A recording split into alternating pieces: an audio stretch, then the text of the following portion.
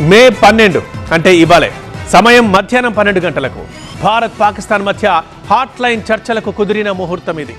రెండు దేశాల డీజీఎంఓలు పాల్గొంటున్న ఈ చర్చల్లో కాల్పుల విరమణ కొనసాగింపుతో పాటు కీలక అంశాలపైన క్లారిటీ రానుంది. రెండు దేశాలు ఒకరిపై మరొకరు విధించుకున్న ఆంక్షల సంగతి ఏంటన్నది కూడా ఈ చర్చల్లో తేలిపోనుంది. కాల్పుల విరమణకు భారత్ పాక్ ఓకే చెప్పడంతో ప్రస్తుతం సరిహద్దుల్లో ప్రశాంత వాతావరణం కొనసాగుతోంది.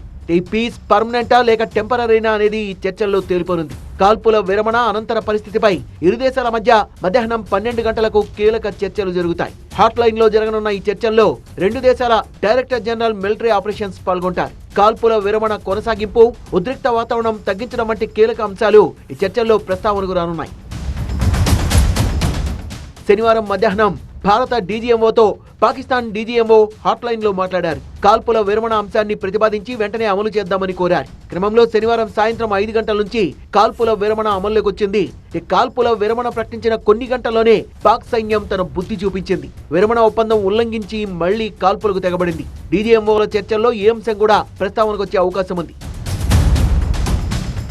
పహల్గాం దాడి తర్వాత పాక్ పై కన్నెర చేస్తూ కఠిన నిర్ణయాలు తీసుకుంది భారత ప్రభుత్వం. సింధు జలాల ఒప్పందాన్ని నిలిపివేయడంతో పాటు పాక్ విమానాలకు ఎయిర్ స్పేస్ ను క్లోజ్ చేశారు. సముద్ర మార్గం పైన పాక్ నౌకలకు నో ఎంట్రీ బోర్డు పెట్టారు. తెగదు వందలాది మంది పాకిస్తానీయులను భారత్ నుంచి పంపించేశారు. వీటితో పాటు పాక్ పై మరిన్ని ఆంక్షలు విధించింది మోదీ ప్రభుత్వం. పాకిస్తాన్ కూడా ఇవే నిర్ణయాల్ని ప్రకటించింది. కాల్పుల విరమణ ఒప్పందం అమల్లోకి వచ్చిన నేపథ్యంలో ఈ నిర్ణయాలపై ఇరు దేశాలు వెనక్కు తగ్గుతాయా లేక ఆంక్షలు కొనసాగుతాయా అనే దానిపై కూడా ఈ చర్చల్లో క్లారిటీ వచ్చే అవకాశం ఉంది. అసలు పాక్ తో వివాదం మొదలైందే ఉగ్రవాదం విషయంలో. ఆ ఉగ్రవాదుల అంతానికే ఆపరేషన్ సింధూర్ చేపట్టింది భారత ప్రభుత్వం.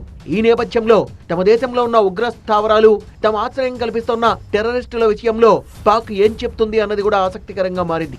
మరోవైపు ఆపరేషన్ సింధూర్ ఇంకా ముగియలేదని స్పష్టం చేసింది ఇండియన్ ఎయిర్ ఫోర్స్. ప్రస్తుతానికి తమకు అప్పగించిన పనిని విజయవంతంగా పూర్తి చేశామని ఎక్స్ లో తెలిపింది. సమావేశం నేపథ్యంలో ఎయిర్ ఫోర్స్ ట్వీట్ చేయడం ఆసక్తికరంగా మారింది.